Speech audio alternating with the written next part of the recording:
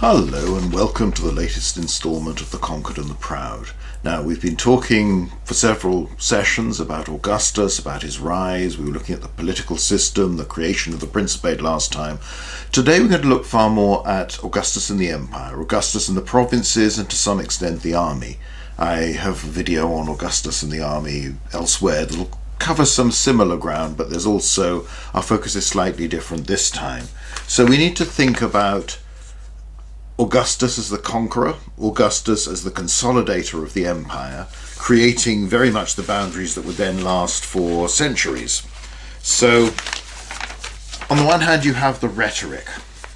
So, for instance, you've got the quote on which we've based the title for this series. Remember, Roman, for these are your arts, that you have to rule the nations by your power, to add good custom to peace, to spare the conquered and overcome the proud in war. Parceres obiectis et debellare superbos. So although we have a celebration of Augustus the peacemaker, Augustus the man who constructed the Areopagus Augusti, the Altar of Augustan Peace that you can see today there in Rome, with reliefs of Augustus and his family leading a procession of priests, of senators, the whole family there celebrating this harmony, community within the Roman regime. This was very much peace from internal strife, from the civil wars that had plagued the Republic for more than one generation now. Really, since Sulla marched on Rome in 88 BC, the levels of political violence had rarely let up, and anybody active in politics in that period had lived through at least one civil war and probably more. So it was a reality with which everyone had to live. And there's a clear sense when you look at many of the poets, Propertius in particular, Horace, Virgil in his earlier works, that sense of incredible exhaustion, of fear, of longing for stability, for the belief that your property would remain yours, it isn't going to be confiscated tomorrow and given by some warlord to reward his followers. That you or your family are not going to get conscripted into one of the armies to go off and have to fight other Romans for reasons you don't fully understand. Augustus gave everybody peace from that, at least eventually. Now, as we've seen in the talk about the political setup, there were momentary blips. There was, in 19 BC, the last use of the Senatus Consultum Ultimum to suppress Ignatius Rufus, the man who'd formed a fire brigade, and on that basis of popularity seems to have aimed at some sort of coup in a way that's very familiar from the late Republic. We don't know enough of the details. It was suppressed by the Senate while Augustus wasn't actually in Italy at the time.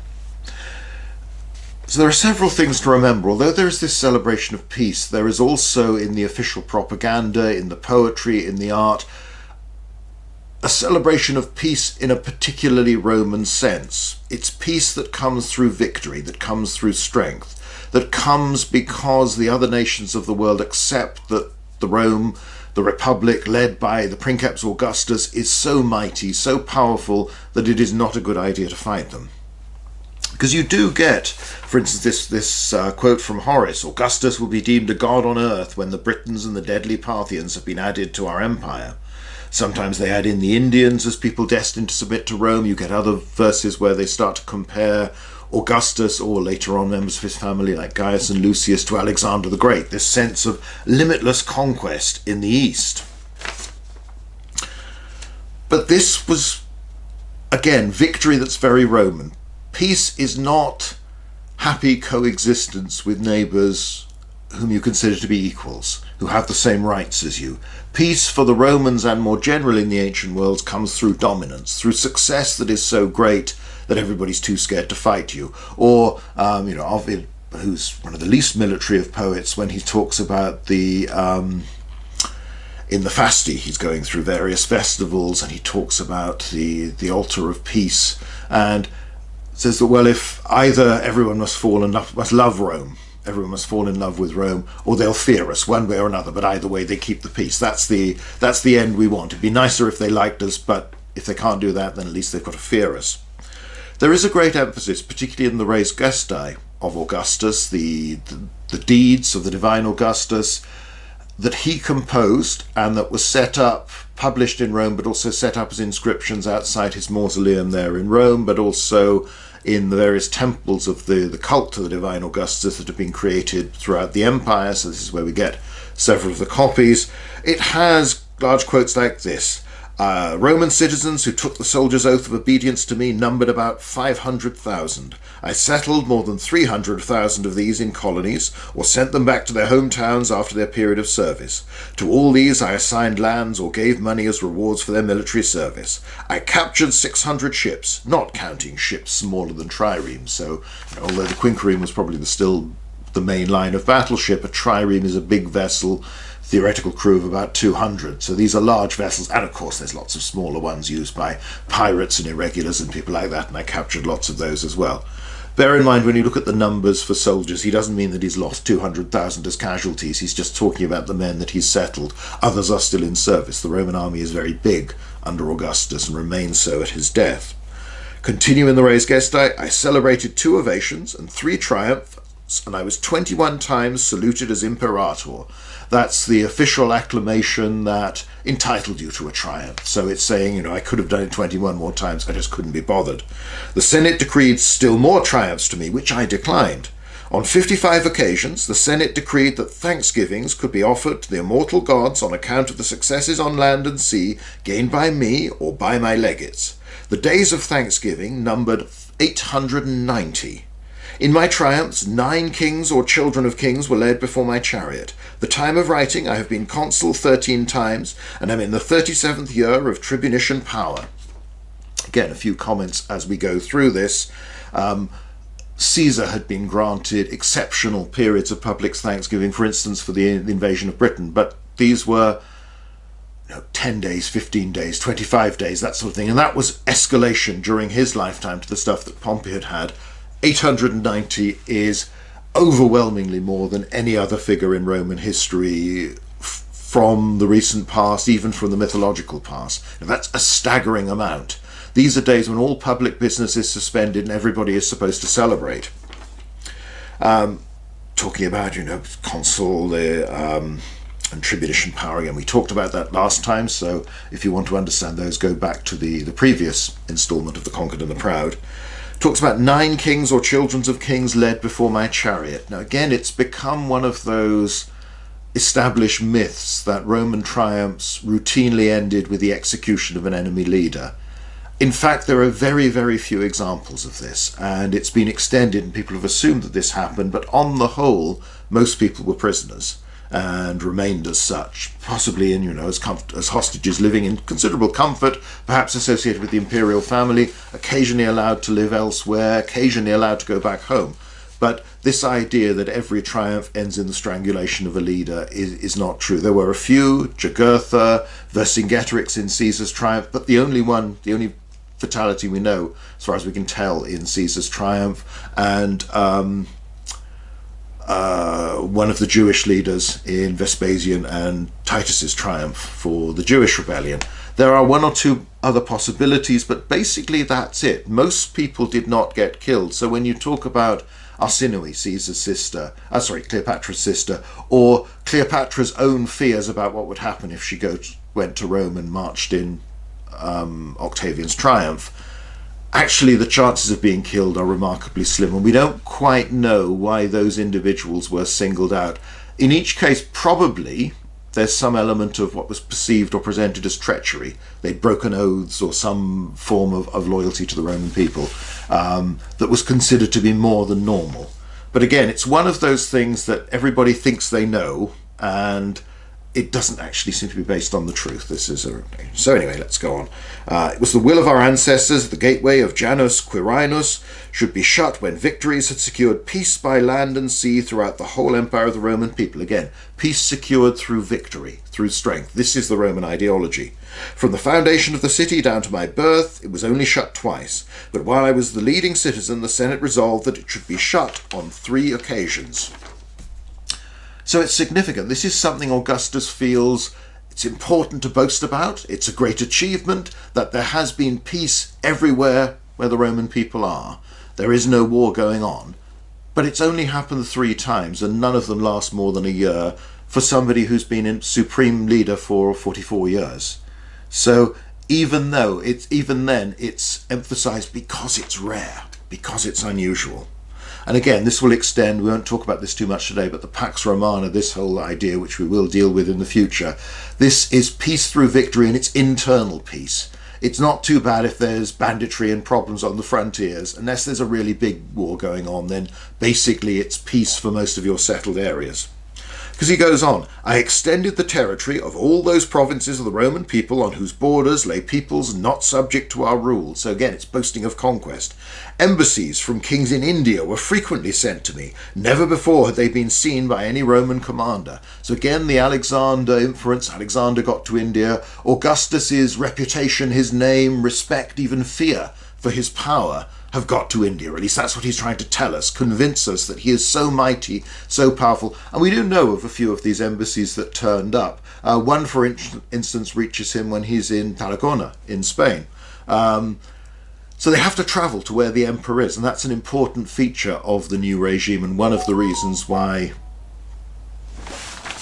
Sorry, brief interruption there when my phone pinged away. So people travelled to see Augustus where he was. We'll talk about this a little bit more as we go on today.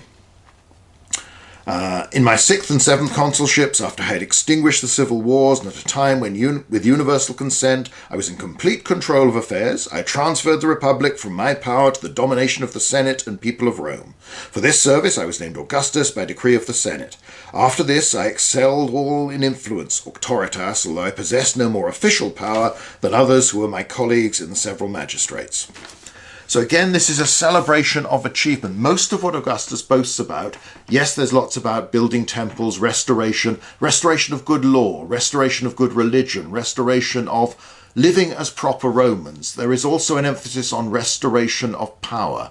We don't fight each other anymore, but if anyone foreign tries to fight us, then they will be defeated, they will be beaten down, they will be spared if they're suitably humble, they will be destroyed if they're not, or beaten down in war. So Augustus was very much a military. He was the last great conqueror, really, of Roman history.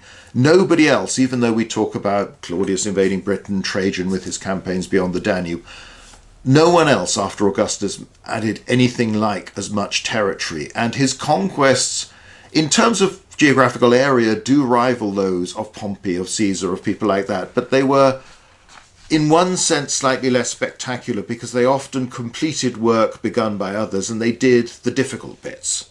So Augustus would conquer the Alps, and quite recently there was an identification of a legionary fortress in the Alps in Switzerland. Others have turned up where you can see the clear presence of strong Roman columns that are going right up into the high mountains, at least for short periods when they have to dominate that area. This is something that's always been considered rather difficult beforehand, and the Romans have been paying subsidies to tribes to keep the passes open. There are periodic campaigns, but this is methodical. This is completing the conquest of an area where it's difficult to operate, where the plunder you're going to get is not going to be that spectacular. You're besieging small mountaintop walled villages with tribes that nobody knows their name, this sort of thing. It's not famous, it's not dramatic stuff. This is doing the sort of the hard graft of completing the empire, of making it more logical, but making it much safer to travel through that area.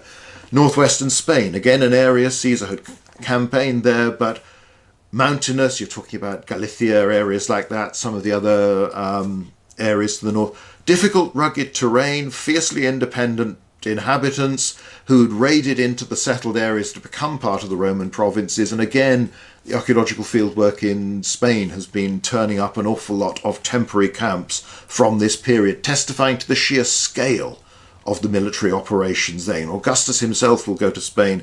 His last campaign is in Cantabria, where he actually takes an active role. From then on, he goes to the war zone, but he sort of supervises from a distance and lets people like Agrippa and later Tiberius, Drusus, Gaius, Lucius, Germanicus, people like that, do a lot of the actual field command.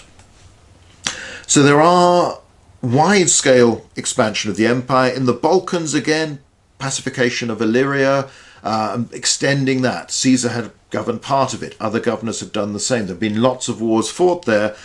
Augustus pushes up to the Danube. You know, the Balkans are overrun. There are expeditions beyond. It's all about assembling a viable frontier area in many respects from which you can dominate.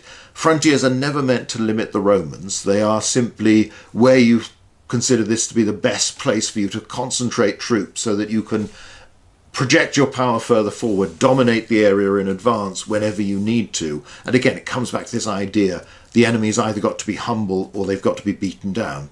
There are no other options. They are not equals. They do not deserve independence as any inherent right of their own. They are simply out there. They must respect Rome. If they respect Roman power, that's fine. And you don't tend to want them to do very much. You just don't want them to attack you, cause problems with your allies, this sort of thing.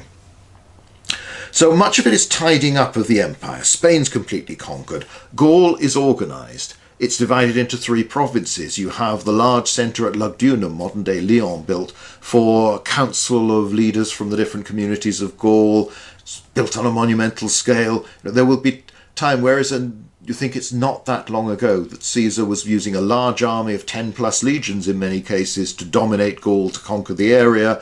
It could become a settled territory where most of it does not have to have a large garrison under Augustus. There are some of the same problems Caesar talks about and perhaps exacerbates during his campaigns of attacks from Germanic groups across the Rhine into Gaul. Fifth Alaudai gets severely mauled in one, might lose its eagle. So there are problems. There are periods of fighting. But on the whole, though there are some early hints of rebellion within Gaul, and there'll later on be some under Tiberius, limited scale, on the whole, it's consolidation, completing the work of earlier great conquerors like Caesar, but making sure that this is now a viable, settled province, which it will remain for best part of 500 years from now on. So this is, again, not necessarily the most glamorous work, but he does it with great efficiency, but it does require large-scale military operations, particularly in the early days.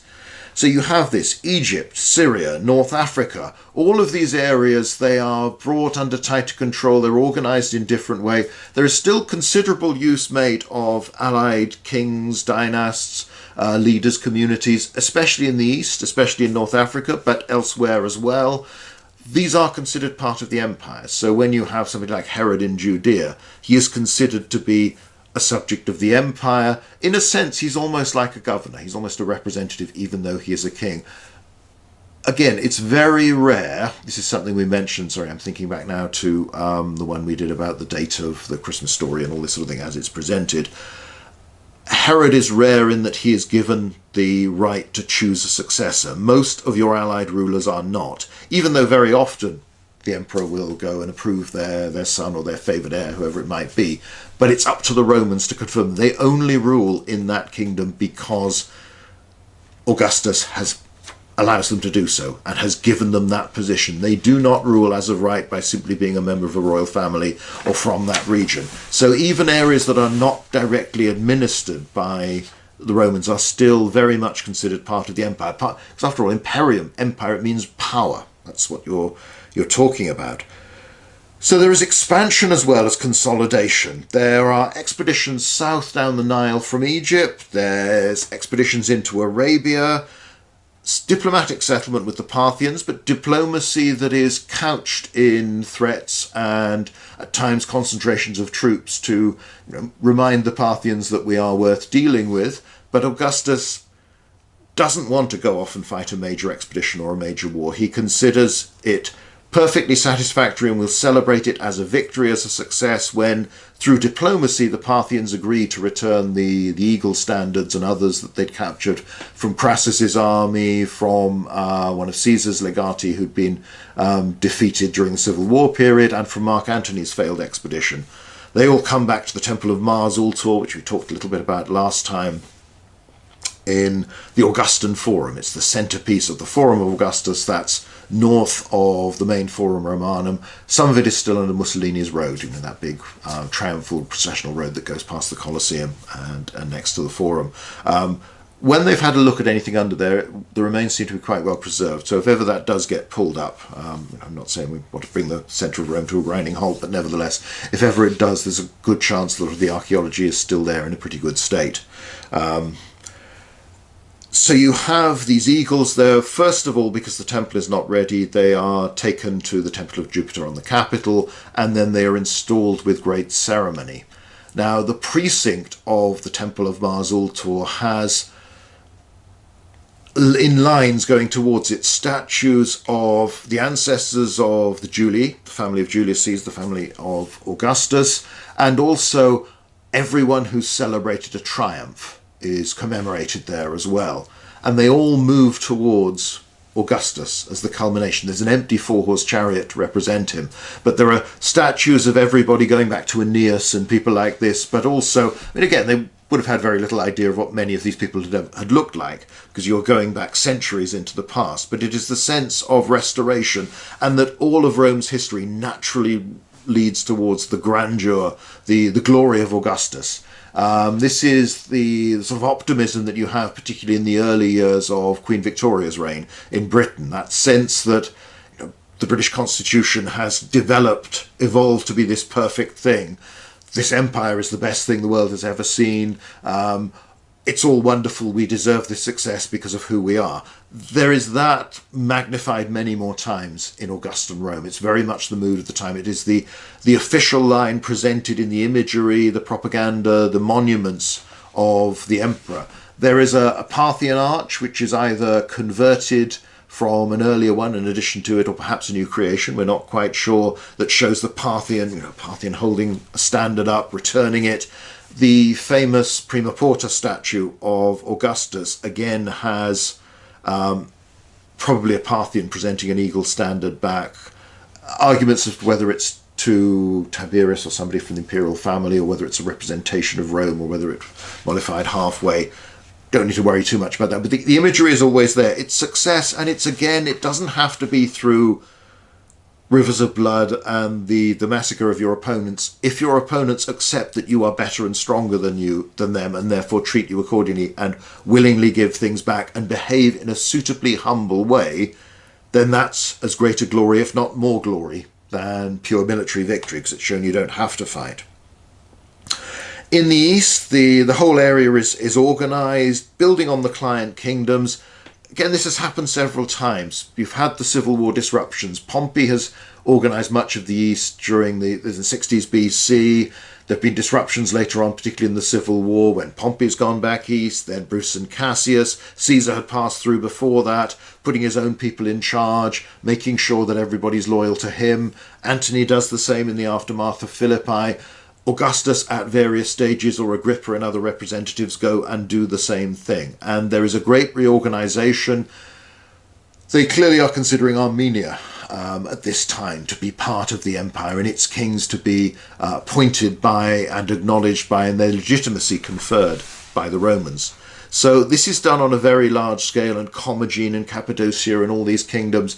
Again, there are a lot of this area, in terms of territory, is ruled by one of these local dynasts, but as I say, it doesn't make them any less part of the Roman Empire, even though we can't always tell just how clearly the rules work. But as far as the Romans are concerned, they respect Roman power. They are your subordinate allies, and any attempt to turn against you would be appalling treason, as far as you're concerned.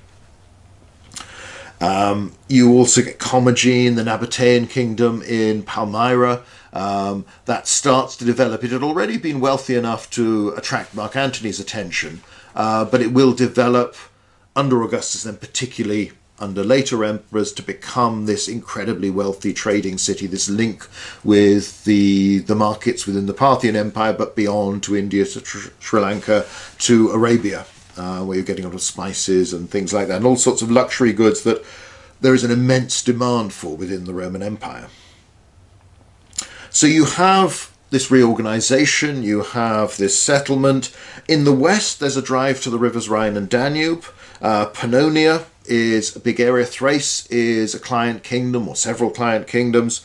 There's heavy fighting in all of these areas. Large numbers of troops will be deployed at, and then mostly beyond the Rhine in Germany, as there's this move to create the province going up to the river Elbe. Frequently we hear of about 8 legions involved there. Same sort of scale operations in Pannonia. As much as 2/3 of the Roman army can be involved in this. Large armies have been used in Spain before. By the teens BC, that garrison can gradually be reduced, the troops sent elsewhere. Large-scale operations. the new German province created, and you get this organisation, the census, being carried out on apparently a fairly regular basis. So we know of 3 carried out in Gaul during Augustus's reign. Obviously, again, refer you to the video on Luke 2 about the whole question of the census of Quirinius. Doesn't really matter from our point of view about what they're trying to date through that, what the gospel writers mean, but the AD 6 census that included Judea, presided over by Quirinius, the governor of Syria, clearly it provokes resistance from several Jewish groups, but it clearly sticks in people's mind as a very thorough, very intrusive, rather provocative move on the part of the empire, and emphasizing the fact you are ruled. These are a development from the traditional Roman census, which was all about Roman citizens. And again, Augustus has restored that, has done that properly, so you're getting over 4 million Roman citizens being registered. Again, that might just be adult males. Probably is. Though some would see it as including everyone else, but personally I think the arguments are most convincing. These are adult males, and that would assess their property. The sorts of censuses that are occurring, they are very much concerned with property, because in the end you're looking at what you can tax, but also confirming what people own, therefore if there are disputes. And this all tends to be based everywhere they go. If cities, central communities do not exist, the Romans will encourage their creation. So there is you already had oppida in Gaul that were quite sophisticated towns and civic centres. This process greatly increases under the Romans and is highly successful. You can only, later on look at the splendour of some of the monuments in central and southern Gaul, in some of the cities there, where you develop this whole culture of town councils, town magistrates, this sort of thing, where local aristocrats vie to be important men locally in a very Roman style, and also many of them will get Roman citizenship and progress beyond that into the administrative system, the elite of the empire. So it's a very good pathway, but it's how the Romans work. So everything tends to be centered on cities or communities. In Egypt, outside Alexandria, you don't really get cities. It tends to be on villages. That's probably true in parts of Syria, Judea, other areas as well, where, it varies. There are some places there are cities, even if they're very small by modern standards. But administration tends to be focused on that, and registration. So there is a sense of, to be anybody, you really need to be a citizen of a recognised community. And they'll develop this, whether you do get people describing themselves as members of tribes, but the more important you are, the more likely you want to be as a citizen of somewhere.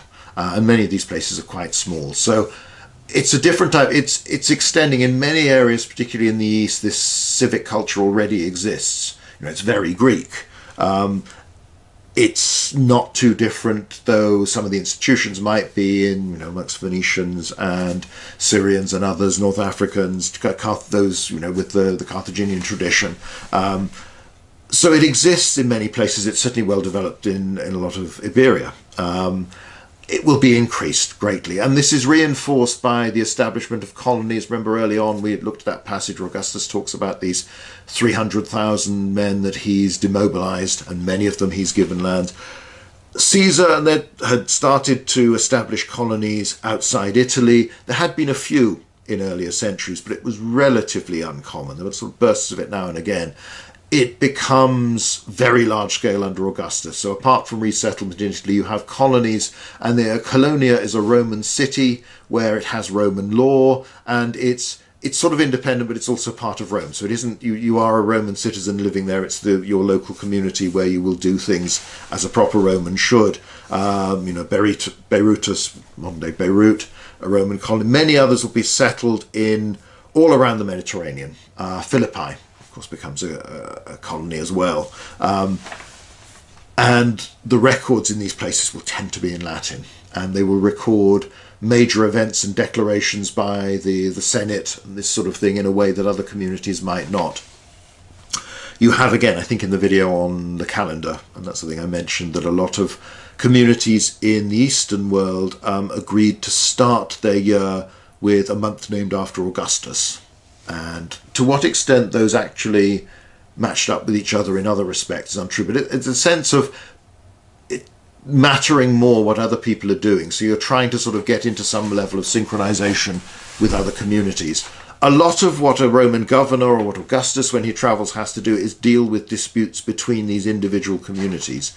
Provinces tend to be patchworks of lots of little independent atoms, almost independent cities normally, whenever the Romans could, but otherwise other communities, cities, villages, tribes, where there weren't more settled communities. But it's the cities that dominate, the cities that become important. It's the cities where the magistrate, the governor, will tend to go to hold assizes. Again, we'll look at provincial government in much more detail later on in this series. So, all of this is going on, and there is a great development where the stability, we talked a little bit about it last time, but these communities feel that they can approach Augustus or they can approach his governor, and if they can't get satisfaction from him, they can go to Augustus. Ultimately, there's somebody in charge. One of the confusing things for people in the provinces under the Republic is that you never really knew who was most important in the Senate. So where do you go? Which person do you ask if you want something done? Who actually has the power and influence and the interest to take this on and deal with it? Once there is an emperor, you know exactly who ultimately is responsible for everything.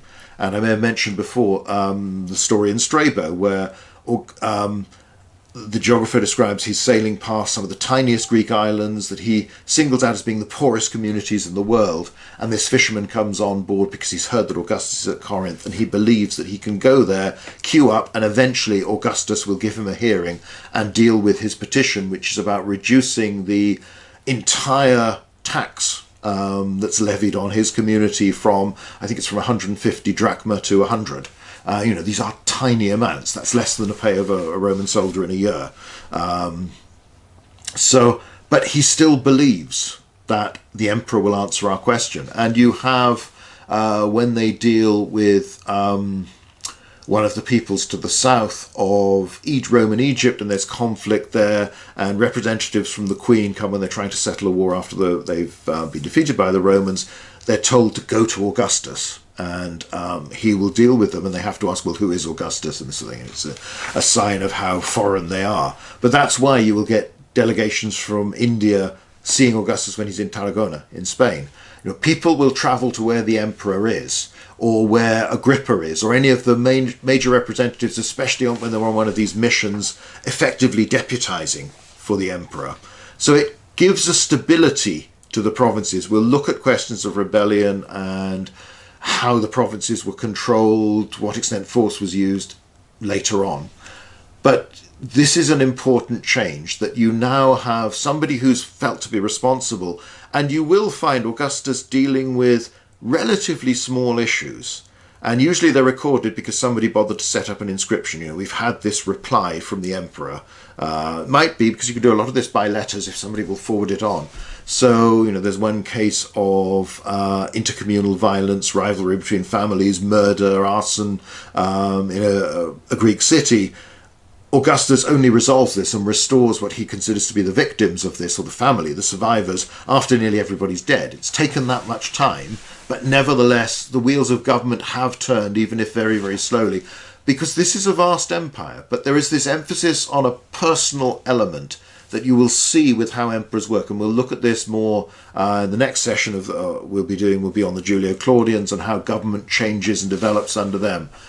It still remains this ideal that the emperor is someone who's you can go to with a problem, and that he has the power to solve it, and that he has the interest. It's in his interest. He will do that, not necessarily in the way you want, but nevertheless there will be a resolution. Because otherwise, how do you deal with these things that a community can't deal with internally?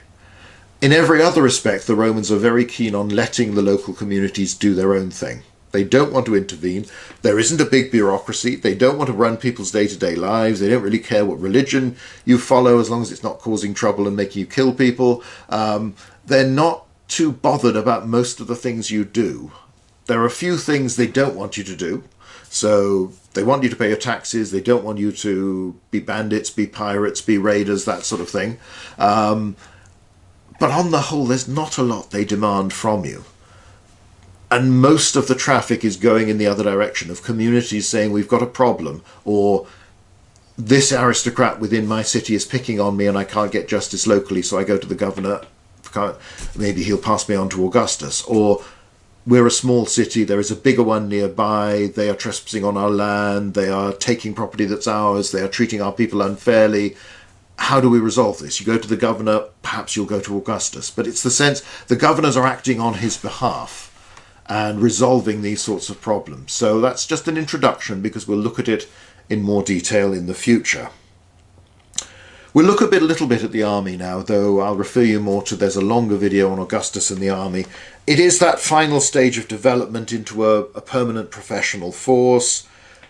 From 60 legions in 30 BC to 28 legions within less than a decade, but they're permanent. The number, the name lasts. Instead of being renumbered every year, as was the old tradition, the identity lasts, so that some units that are attested under Augustus are still there in the Notitia Dignitatum at around about 8400. So 4 centuries later, they're still around. There are hints of one or two that might last even longer than that. Again, it might just be the name, but there is probably some sense of continuity, tradition, corporate identity that's preserved to make that unit feel special. Again, it's 10 cohorts of 480 men, maybe 120 cavalry, commanded by a legatus, a senator, who's the man about 30-ish, and then 1 senatorial and 5 equestrian tribunes. The senatorial tribune, the broad stripe tribune, is not yet a man who's been formally elected into the Senate. He will do. He's on that career path. The 5 equestrians are people following the different career path, where it will evolve. All of this is being created and set down under Augustus, where you command an auxiliary cohort of infantry of sort of 500-ish men. You then go and be one of the 5 tribunes in a legion. You then go and command a cavalry unit of 500-ish men, because the cavalry is a little bit more delicate. You can mess things up with expensive horses, so and there are fewer of them, so you are more experienced before that.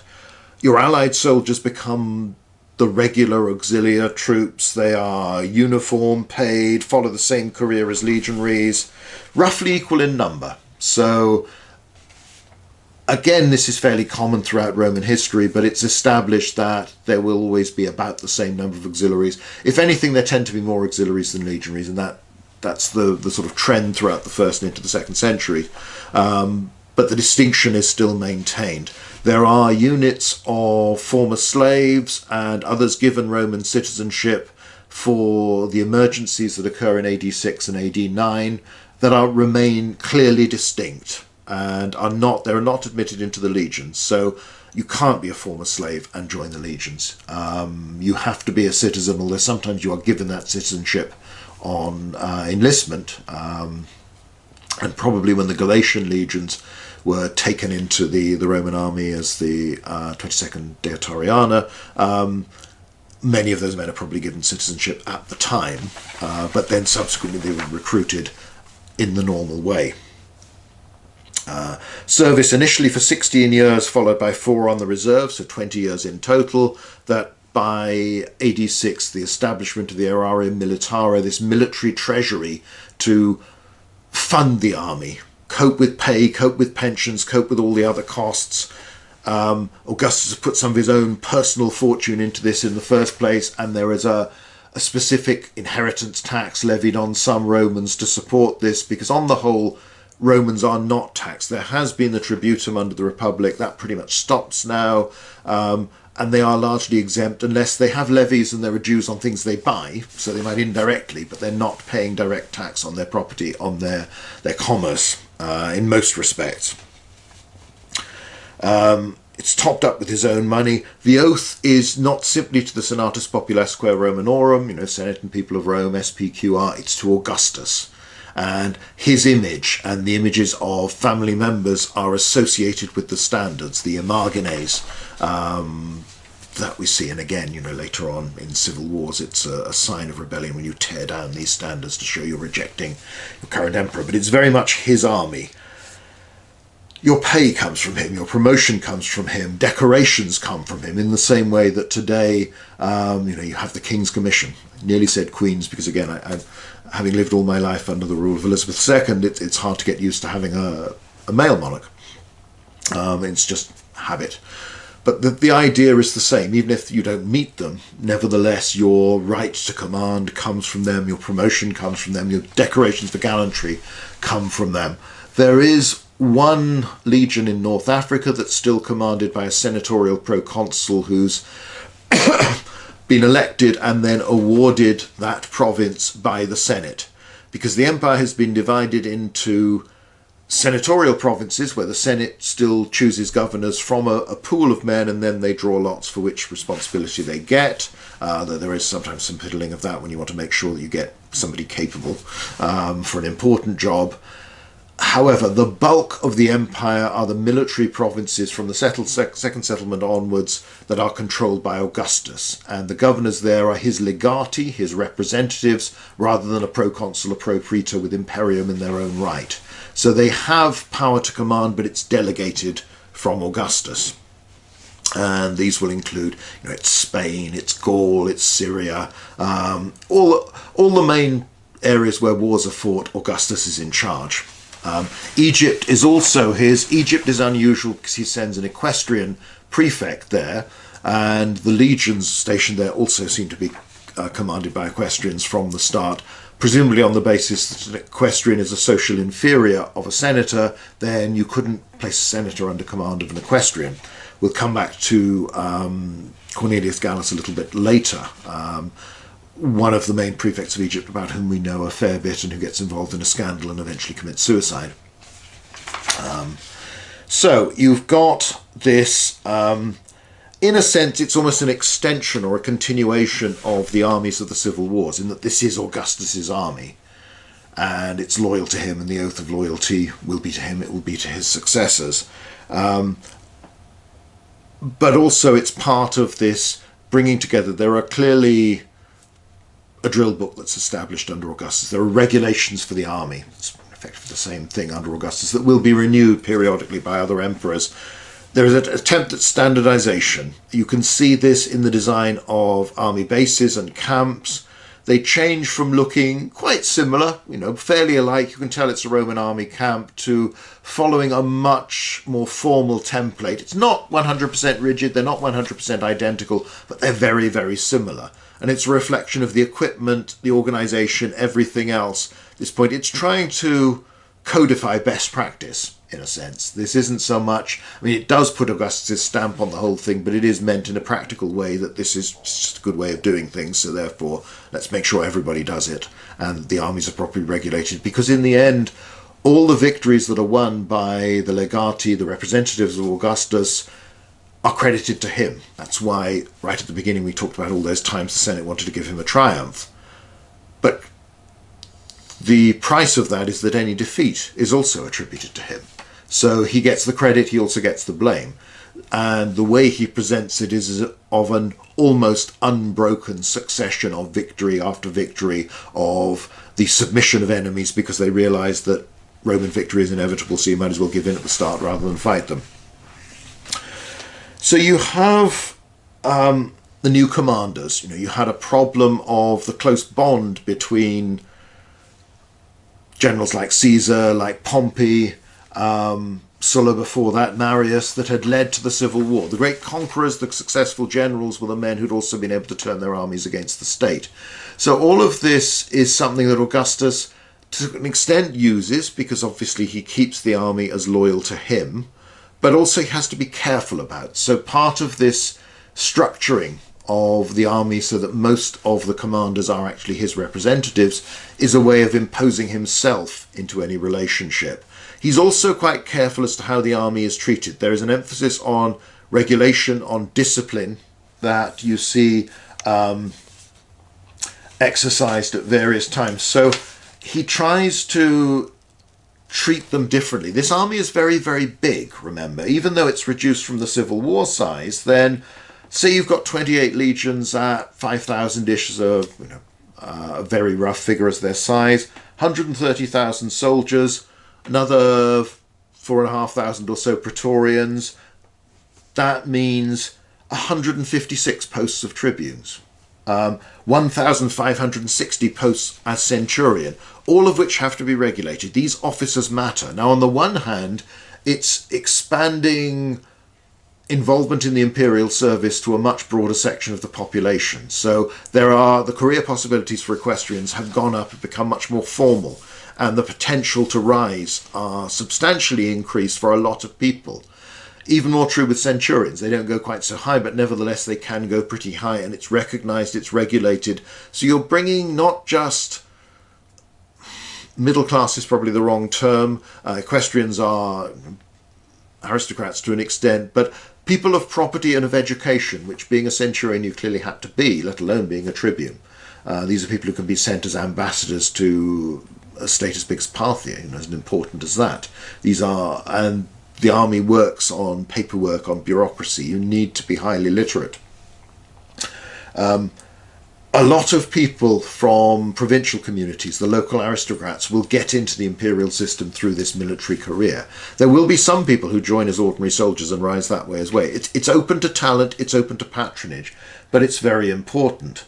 And you're doubling all of this because of the auxilia on top of that, increasing the numbers. So this is a lot of people to control. They cannot personally know Augustus, and he tries to create a new relationship that will keep the army under control, his control, but also that they're not going to misbehave, they're not going to appoint anybody else emperor as challenger. So during the civil wars, Suetonius notes that Augustus had referred to his troops, just like Caesar had done, as commilitones, comrades, mates. After 30 BC, he insists that not only in his own speeches, but in any of his family, they become instead milites. They are soldiers. They are not your comrades. They are the honourable soldiers of the Republic, of serving the Empire of Rome, but they are not... They are clearly up there, they have their place, and they shouldn't get beyond that. They are not to have a political role in a way that they had, obviously, during the civil wars. So he emphasizes very stern discipline, which isn't always said about Caesar, though Caesar was probably more concerned with professionalism, battlefield discipline, than necessarily the formalities at other occasions. And obviously in the civil war there's a degree of flattery of the troops to ensure their loyalty. So you hear of very tough discipline, both before the final confrontation with Antony, when Augustus is leading campaigns in Illyria, when he gets injured during an assault and all this sort of thing. There's conspicuous displays of bravery on his part to emphasize, really to counter the rumors that Antony and others had spread, that he was cowardly, that he was weak, that he couldn't do all of these things. He has proved himself, at least to a degree, and he's had the propaganda machine to emphasize that, yes, I'm the great Roman commander in the best tradition of the aristocracy. You get this in Illyria as well. You hear of centurions being symbolically humiliated by being made to stand to attention outside his tent. And sometimes they'd have to hold a square of turf cut for the rampart. Remember, we often think of them as having earth fortifications, but turf is actually the real building material of the Roman army in this period. Or another punishment was to have them remove their weapons belt, which meant that girt the tunic up. Left ungirt, it would hang down well below the knees, looking more like a dress, a frock, rather than a man's tunic. And of course you've deprived them of the weapons that were on that belt. And they would be made to stand at attention for hours. Now that's public humiliation that they've messed up, but it's also, they then get returned to their position, and it's don't do it again next time. So you want tight control, tight discipline. Ordinary soldiers will get corporal punishment. They'll be flogged, they'll be, in extreme cases, executed. All of that is emphasized. So Augustus wants an army that's tightly under control. His control, but also more generally. And that is, there's a great emphasis on discipline, on obedience, on everybody serving alongside each other, but in their proper pace. There is a great emphasis on status. You are no longer the comrades of the emperor.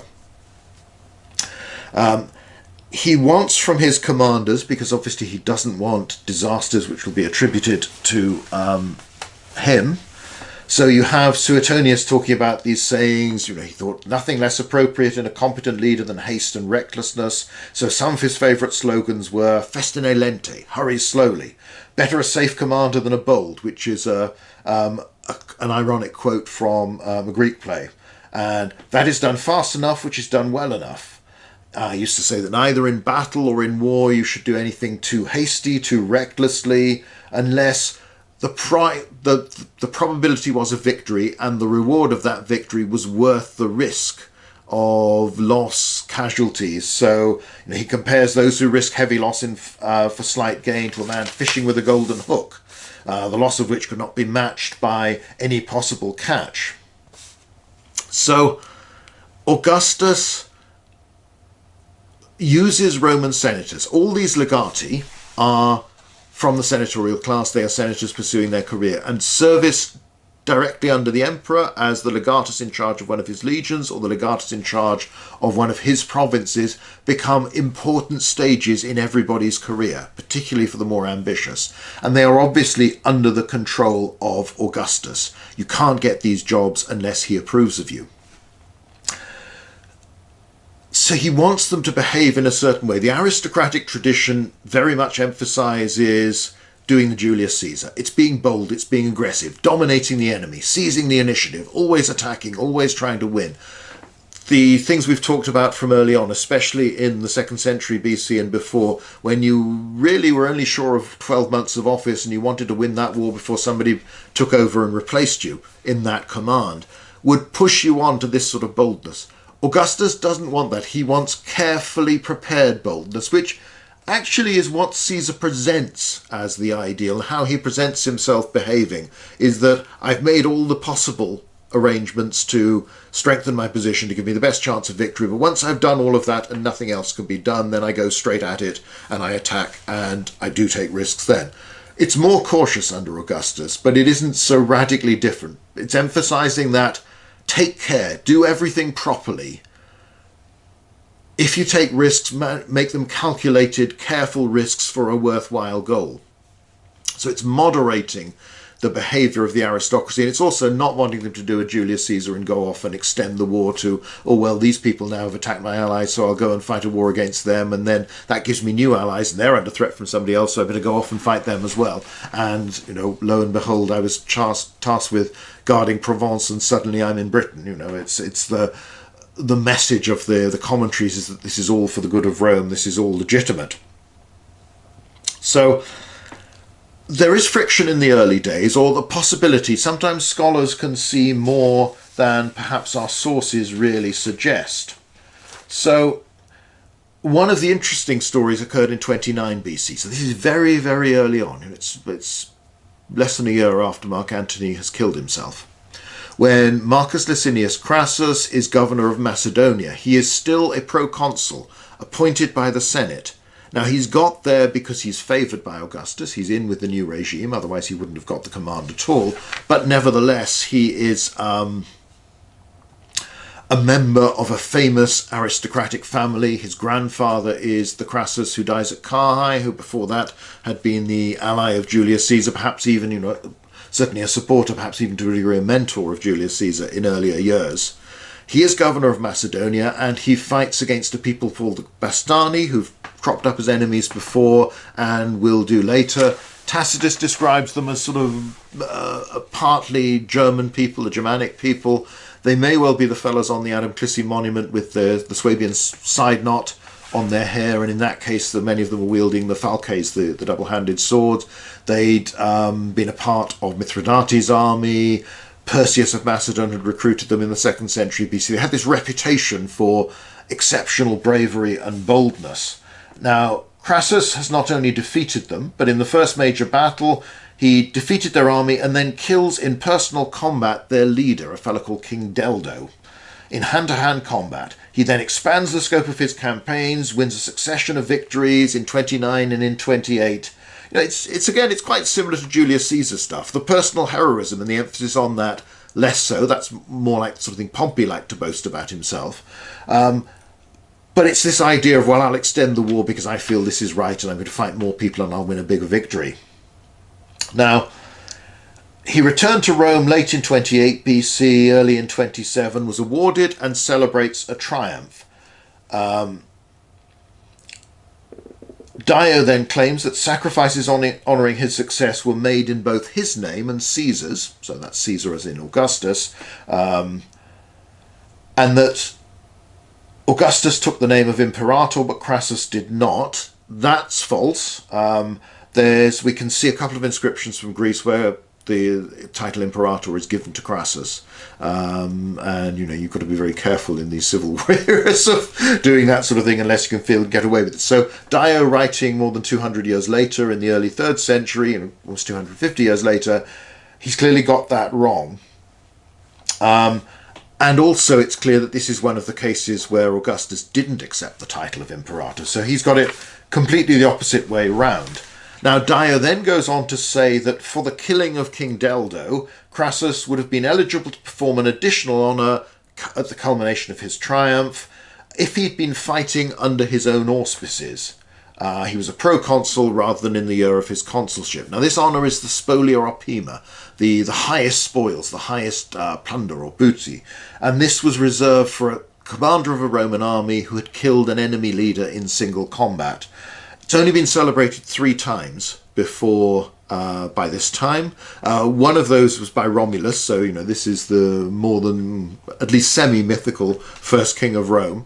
Once by a chap called Cossus in the 5th century BC, and then more recently, within reliably recorded times, Claudius Marcellus, Marcus Claudius Marcellus, one of the leading generals of the Second Punic War in 222 BC, when he'd first been consul, had killed a Gallic leader in hand-to-hand combat and celebrated this triumph. There was disputes. Livy, the historian who's telling us about this, says that Cossus had been consul because there was another tradition that he was a military tribune at the time. So some modern scholarship has developed all this. You've got these speculations in Livy, you've got these speculations in Dio, because Crassus does not celebrate this. There isn't actually evidence that he applied for it or wanted to celebrate it. And Dio's distinction that, he wasn't under his own auspices because he was a proconsul, that's, again, someone in the 3rd century AD trying to understand the past. So you have this sort of conspiracy theory idea that you get in some modern sources where it's Crassus, grandson of the famous Crassus the Rich, so the man who'd inherited a large part of that fortune, prestige of an ancient patrician family, acts and behaved like a true Roman aristocrat, determined to win fame, complete from glory with all his contemporaries, including Caesar. First general in almost 2 centuries to kill an enemy commander with his own hand. Natural that he'd claim the spolia opima, and adding to the glory of his family and himself. Augustus is jealous, fears a rival, fears having too much prestige, with grand ancient titles like this, because this is the man who's reviving the custom of closing the doors of the Temple of Janus, re-establishing the Senate, the state, the secular games, all of these things. A lot of revival, so he refuses to give Crassus the additional honour. The probability is rather less dramatic than that. Crassus doesn't seem to have asked for it. Now, whether he felt this would be a singularly tactless thing to do, given that Antony's not been cold in the grave for all that long, we don't hear anything of Crassus after this incident, after he comes back and celebrates his triumph. And people have even said, maybe he's bumped off or something like that. However, you have to say that we actually don't hear of most Roman senators after they've done something like a triumph or after their consulship. Because unless there's some reason for them to be talked about, why should we? There's no real evidence in a positive way that this is a source of contention, that he's ever perceived as a rival or has any ambitions that way. You can see it as a continuation. This is a Republican aristocrat doing what they do, winning honour. He's just won a triumph. That's a really big deal. And this was clearly a spectacular one that's remembered. That's glory for his family. It may be that there was a behind-the-scenes thing. Perhaps the question was raised, hence the fact that it appears in these later sources. Not directly. We don't have Livy's account of these years, unfortunately. But whether he talked about it and then somebody sidled up, and said, look, I just leave that. You've got plenty, don't worry about it. Whether he thought that, oh no, I'm not going to push things. Nevertheless, there's no sense of him being seen as a rival. There's no sense of him being treated with suspicion in any way. He is allowed to celebrate the triumph. And that will be the case through until 19 BC, when Cornelius Balbus celebrates the last triumph of anybody outside the imperial family, with the exception of Tiberius and Drusus, depending on whether you count them as still part of republican aristocrats in their own right and from their father's family, or you see them as the stepsons of Augustus and part of the imperial family. Balbus celebrates the triumph. Again, interesting chap, from Spain, from Gades in Spain, gained Roman citizenship. So it's the start of that process that will include far more of the elite from all over the empire. He builds the theatre of Balbus, so not only does he celebrate a triumph, but he does the traditional thing of using the spoils from his victory to build a monument for the good and for the benefit of the Roman people. There's not much of it you can see there today, but there is that interesting museum on the site.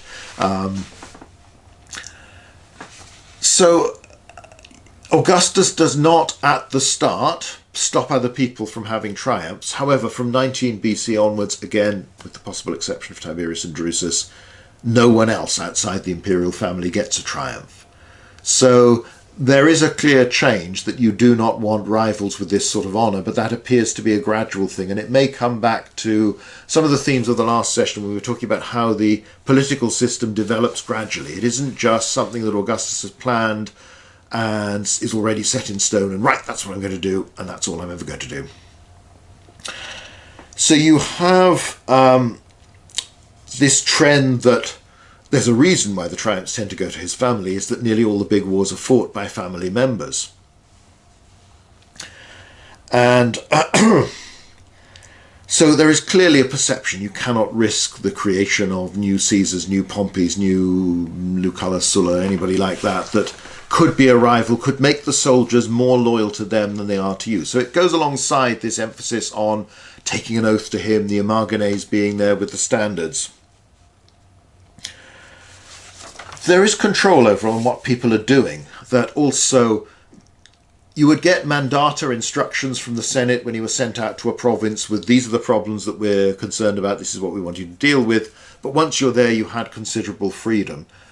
There is more control under Augustus, with the instructions given to provincial governors. More importantly, they are there at his appointment. He can dismiss them if he wants to. He can write to them again. And in many cases with the major wars, he goes to the theatre of operations, or if he doesn't, Agrippa does, or somebody else, to exercise that sort of control. So it is generally a pattern of success, but you also have, as I said, the case of Gallus in Egypt, where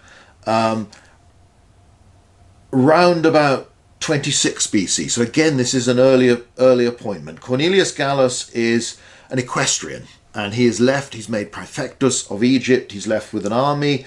He is a very literate man, moves in literary circles, is famous as a poet. So although he's not from the Senate, he is very much part of the cultural elite of Rome. He campaigns with great success, puts down a rebellion in Upper Egypt. Remember, that's the bit south. It's not the way we think of Upper and Lower. Victories, launching lands into kingdoms beyond. There is then a problem. He celebrates his victories too loudly, and an inscription proclaiming them survives. According to Dio, he and others had others inscribed on the pyramids, presumably in some of the bits that's been stripped off since then, and that he gossiped rather freely and indiscreetly and unflatteringly about Augustus, which is dangerous because he is a friend. He's a close friend of Augustus. He's been part of his circle, so he knows, or might be believed to know, what he's talking about. His judgment's always been a little bit questionable. For instance, he'd included within his circle a teacher of rhetoric who'd been involved, later on had been hired by Atticus, now the famous as the correspondent of Cicero, but later on the man whose daughter married Agrippa, and hence the fact Vipsania, the daughter of Agrippa, the first wife of Tiberius, whom he subsequently divorces, and all the story about that again we've talked about when we were looking at the family. This chap was the tutor of this Vipsania and seduced her. Again, when this is a girl, early teens, mid-teens maybe, this is all, by any standards, including those of the ancient world, pretty appalling crime. And it's even worse because he's a freedman, so it isn't even a free man doing this, but it's just, this is a terrible insult to the family, an abuse of a child, effectively. And this is the daughter that marries Agrippa later on. Sorry, this is the Attica, not the Vipsania. Vipsania is the granddaughter, not the granddaughter, the daughter of Agrippa, granddaughter of Atticus.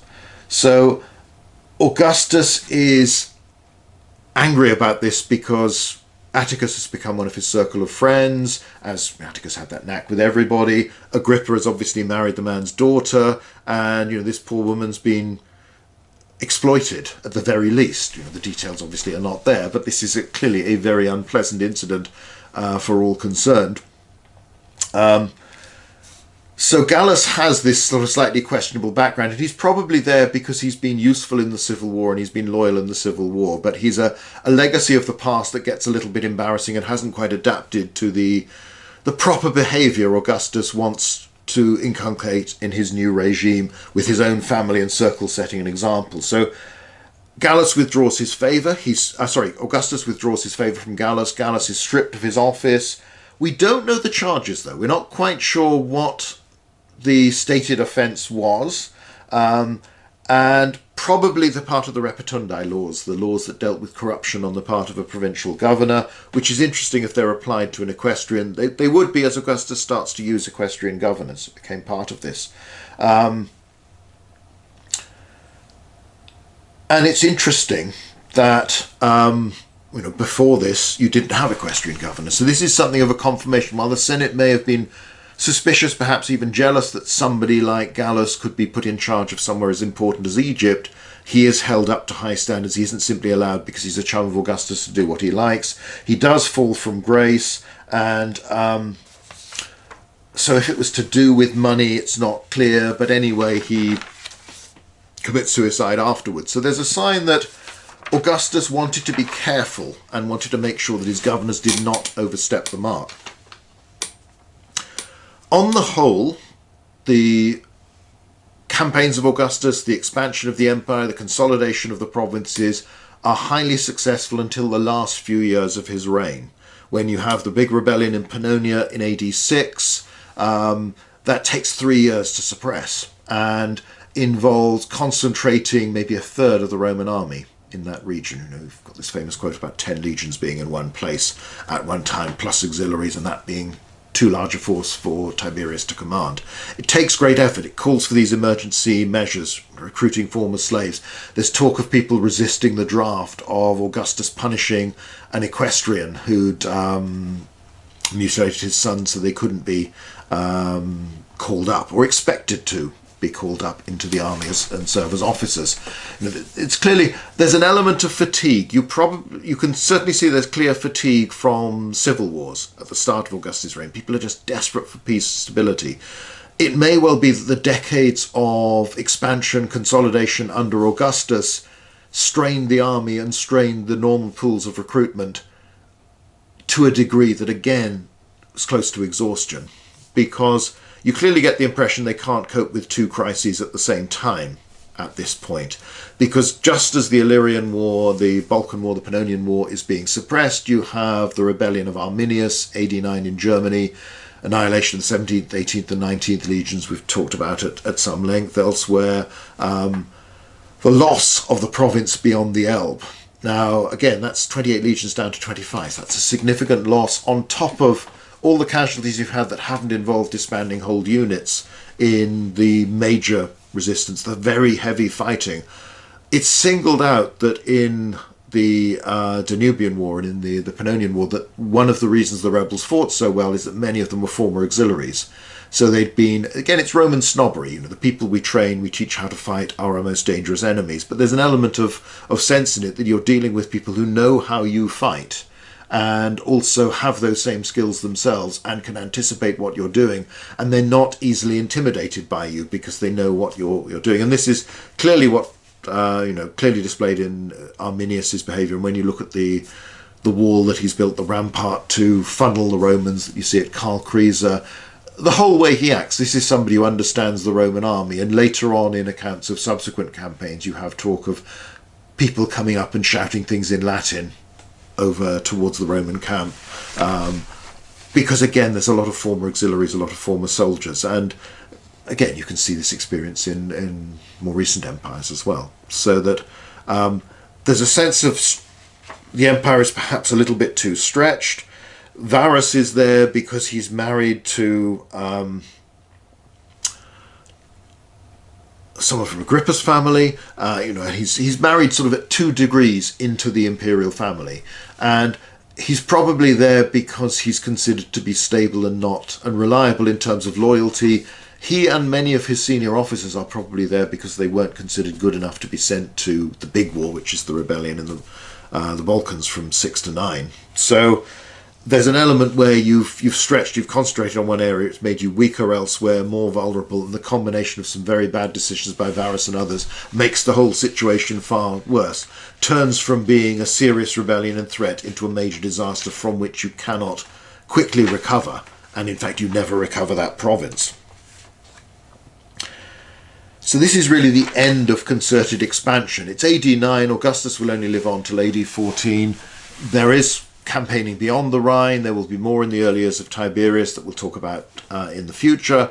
But that's it. After Augustus, expansion stops. And again, we can see this as a decision of Tiberius, that he simply doesn't want to do this anymore. He considers the empire is the right size. He claims that in his sort of will, and also the documents that Augustus left recording the state of the empire, that he recommended Tiberius to keep it within its boundaries as they existed. Harder to say whether that was meant as a permanent decision, right? We've got all the bits that are worthwhile, let's not bother anymore, or whether this was a we need to recover. We've pushed too far, too fast. We need a bit of rest period. We need to rebuild our strength before we think about anything else. Perhaps a combination of both. But that's the culmination of the Augustan foreign policy, if you want a better term. Again, we'll do, probably not within the Conqueror of the Proud too much, but we'll do quite a bit on strategy and grand strategy in the future at some point. So people who keep asking for that, yes, I will get to it, I do promise. Sometime this year, just not sure when yet. So there ends with the serious crisis on the Danube and then the failure in Germany in AD 9. That shouldn't take away from the overall and overwhelming success militarily and in terms of controlling the empire under Augustus. On the whole, this is a period of success, expansion, consolidation of what you've got, turning the empire into the viable entity, the stable system that will survive for so many centuries, is very much the work of Augustus and those who assist him, his governors, his senior advisors, and people like Agrippa and Tiberius and others who do so much of the actual work. But also of Augustus himself. Again, pointed this out before, he spends more of his time away from Italy than he does in Italy, let alone in Rome. He works very hard as emperor, he travels a lot, and it's during this period that you will get the imperial family and the imperial women starting to travel with their menfolk and go out to the provinces in a way that provincial governors' wives and children had never done. Adult children or teenage children, sometimes boys anyway, to get experience. But your wife didn't go with you to your province, and your household didn't go with you to the full degree that becomes normal. So you have the Emperor Claudius born in Lugdunum. It's a major change. There's a talk I did ages ago about officers' wives in the Roman army that expands upon this. But there's a lot that's going on that will change, and there are themes time and again will come back to something that had altered under Augustus. But also next time we're going to be looking at the Julio-Claudians, and we'll see that quite a lot of the way Augustus does things isn't followed by Tiberius. In particular, this emphasis on travel, this emphasis on personal involvement, and the reliance on family members to perform these tasks if you couldn't do it in person and to command your armies. There are a lot of reasons why that happens. But that's something we'll talk about next time, and then it builds on to the reigns of Claudius, Caligula, not in that order obviously, Nero, others. We'll look at the Julio-Claudians, we'll look at how things develop. So some of the themes we've picked out at how Augustus has created his regime, some will carry through, some will be confirmed, and this will be the way that it will be done from then on.